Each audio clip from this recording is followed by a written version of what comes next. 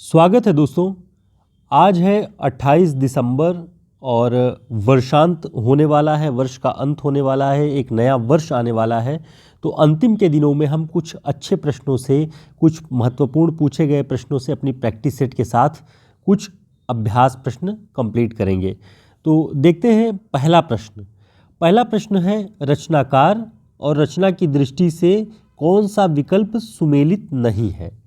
आपको देखना है कि कौन सा सुमेलित नहीं है। ऑप्शन है आत्महत्या के विरुद्ध रघुवीर सहाय, संशय की एक रात नरेश मेहता, अरण्या, अज्ञेय, 7 गीत वर्ष धर्मवीर भारती। तो इसका सही उत्तर क्या होगा? कौन सा सुमेलित नहीं है, बताएं इसका सही उत्तर।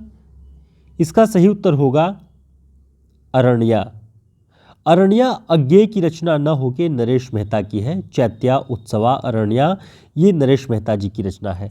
बाकी अगर आप देखेंगे तो जो ऑप्शन में है आत्महत्या के विरुद्ध हंसो हंसो जल्दी हंसो रघुवीर सहाय की सही है।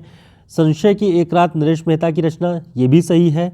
7 गीत वर्ष ये धर्मवीर भारती की रचना है। धर्मवीर भारती की एक और महत्वपूर्ण रचना है प्रमथ्यु गाथा, वो भी ध्यान रखिएगा, ये लंबी कविताएं हैं। अरण्या नरेश मेहता की है, ये अज्ञेय की नहीं है, तो ये जो है सुमेलित नहीं है। आगे देखते हैं अगला प्रश्न। एक पतंग अनंत में, एक पतंग अनंत में किस कवि की रचना है? ऑप्शन आलोक धनवा, नंद चतुर्वेदी, अरुण कमल, अशोक वाजपेयी। तो इसका सही उत्तर क्या होगा? इसका सही उत्तर है अशोक वाजपेयी। अशोक वाजपेयी जी की रचना है एक पतंग अनंत में। आगे देखते हैं आलोचना पत्रिका वर्तमान में कहाँ से प्रकाशित होती है? ये सारे प्रश्न राजस्थान स्कूल लेक्चरर की परीक्षा और टीजीटी पीजीटी की परीक्षा, जो भी परीक्षाएं आने वाली हैं हिंदी से संबंधित, असिस्टेंट प्रोफेसर की परीक्षाओं में सभी की दृष्टि से बहुत उपयोगी है। तो इसे ध्यान से देखिएगा। आलोचना हिंदी साहित्य की शिखर पत्रिका, एक तरह से प्रतिष्ठित पत्रिका है और इसका प्रकाशन वर्तमान में कहाँ से होता है? दिल्ली से। ठीक, आशुतोष कुमार इसके संपादक हैं, ये भी ध्यान रखिएगा। अगला प्रश्न है एक ही कवि विद्यापति ने 2 प्रकार की भाषा का व्यवहार किया है। कौन कौन सी? पुरानी अपभ्रंश भाषा का और बोलचाल की देसी भाषा का। यह कथन किसका है? विद्यापति के संदर्भ में यह कथन किसका है? ऑप्शन मिश्र बंधु, हजारी प्रसाद द्विवेदी, रामचंद्र शुक्ल, राहुल सांकृत्यायन। तो इसका सही उत्तर है आचार्य रामचंद्र शुक्ल। आचार्य रामचंद्र शुक्ल जी ने आदिकाल के जो परिचय वाला प्रकरण है उसमें इस बात को लिखा हुआ है, आपको ध्यान रखना है। प्रकरण 1 में सामान्य परिचय आदिकाल का है और उसी में उन्होंने लिखा कि एक ही कवि विद्यापति ने एक तरफ अपभ्रंश भाषा का प्रयोग किया और दूसरी तरफ बोलचाल की देशी भाषा का। ठीक, तो ये आचार्य रामचंद्र शुक्ल जी का कथन है। अब हम देखेंगे कि आदिकाल को कितने प्रकरणों में उन्होंने विभाजित किया है। तो आचार्य रामचंद्र शुक्ल जी ने आदिकाल को 3 प्रकरणों में विभाजित किया है। प्रकरण 1 के अंतर्गत उन्होंने आदिकाल का सामान्य परिचय दिया है। प्रकरण 2 के अंतर्गत उन्होंने अपभ्रंश काव्य के बारे में बताया है और प्रकरण 3 में देश भाषा काव्य का उन्होंने उल्लेख किया है पूरा का पूरा, उससे जुड़े हुए जो कवि हैं उनका उल्लेख किया और इसी देश भाषा काव्य के अंतर्गत इसी को उन्होंने वीरगाथा काल शीर्षक से नोट किया हुआ है, इसे ध्यान रखिएगा। यानी देश भाषा काव्य और वीरगाथा काल नाम इसी खंड में है, प्रकरण 3 में। दोस्तों, इस तरह के सभी प्रैक्टिस सेट आपको हमारे हिंदी साहित्य के शॉर्ट नोट्स में मिल जाएंगे। हिंदी साहित्य की महत्वपूर्ण ये जो पुस्तक है, जो ये नोट्स हैं, ये आप सभी की सभी प्रतियोगी परीक्षाओं में बहुत काम की है। इसमें हिंदी साहित्य का इतिहास, काव्यशास्त्र, भाषा विज्ञान, पुरस्कार और 35 बड़े रचनाकारों पर जो हिंदी साहित्य के हैं स्पेशल पूरे के पूरे नोट्स हैं। 170 पेज का पूरा नोट्स है। आप हमारे इस नंबर पर संपर्क करके व्हाट्सएप पे इसे चाहें तो ऑर्डर कर सकते हैं। आगे देखते हैं स्मृतिलेखा संस्मरणात्मक पुस्तक के लेखक कौन है? स्मृतिलेखा नाम का संस्मरण विधा की रचना किसने लिखा है? ऑप्शन अज्ञेय, मनमथनाथ गुप्त, जैनेन्द्र, कृष्णदत्त पालीवाल। तो इसका जो सही उत्तर है अज्ञेय। स्मृतिलेखा संवत्सर भवंती ऐसे करके है, ये देखिएगा आप, ये अज्ञेय जी की रचना है। अनामिका की रचना नहीं है। अब आपको इसमें पहचानना है कि कौन सी रचना अनामिका की नहीं है। ऑप्शन कविता में औरत, सांकलों में कैद क्षितिज, खुरदुरी हथेलियाँ, गलत पते की चिट्ठी। बताएं इसमें से अनामिका जी की रचना कौन सी नहीं है। इसका सही उत्तर है सांकलों में कैद क्षितिज। ये अनामिका जी की रचना नहीं है, ये प्रभा खेतान जी की रचना है, इसे ध्यान रखिएगा। बाकी कविता में औरत, खुरदुरी हथेलियाँ, गलत पते की चिट्ठी, ये जो है अनामिका जी की रचना है, तो इसे आप ध्यान रखें।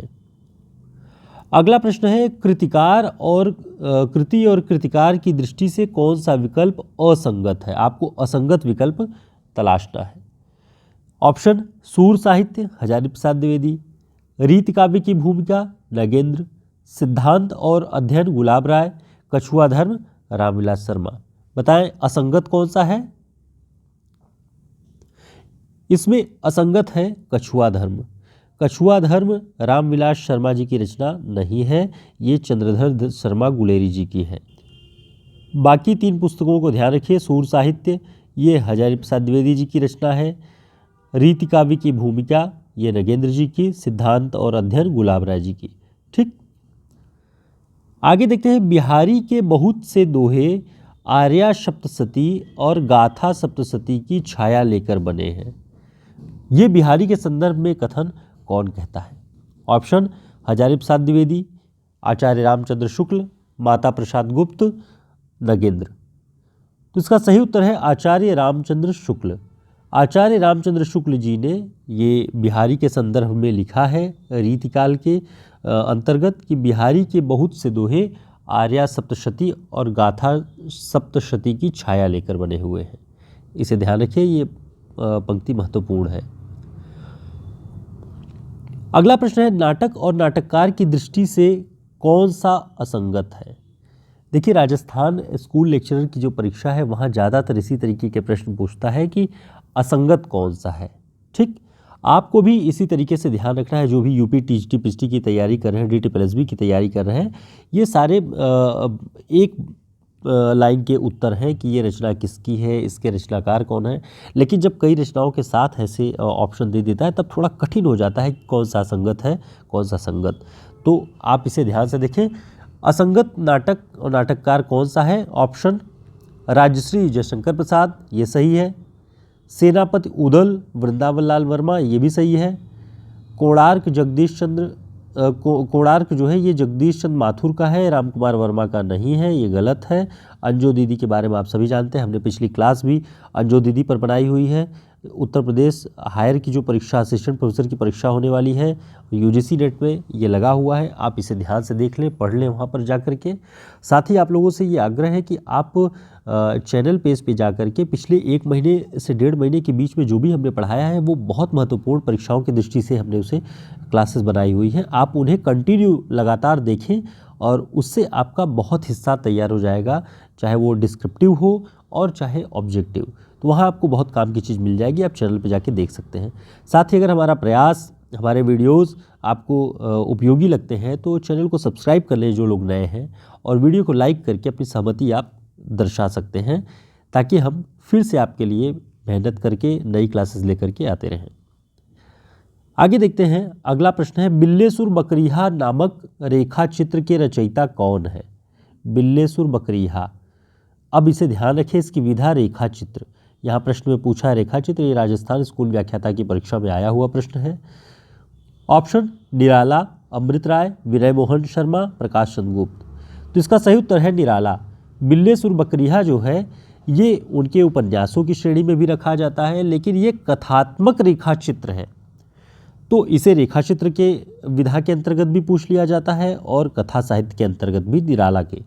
तो इसका प्रकाशन वर्ष बिल्लेसुर बकरिहा का कब है, 1941 में, 1941 में। और ये कथात्मक रेखा चित्र, रामचंद्र तिवारी जी ने कहा है कि ये कथात्मक रेखा चित्र है। इसी तरह का एक अन्य रचना इनकी कथात्मक रेखा चित्र की है कुल्ली भाट, 1939 में। तो इन दो रचनाओं के नाम ध्यान रखिए आप, कुल्ली भाट 1939 और बिल्लेसुर बकरिहा 1941। ये दोनों कथात्मक रेखा चित्र के अंतर्गत आएंगी और निराला की रचना है। उम्मीद है आपके लिए ये प्रैक्टिस सेट यूज़फुल रहा होगा। आपने प्रश्नों के पूछे जाने के पैटर्न को देखा होगा कि किस तरह के प्रश्न पूछे जाते हैं हिंदी साहित्य के अंतर्गत।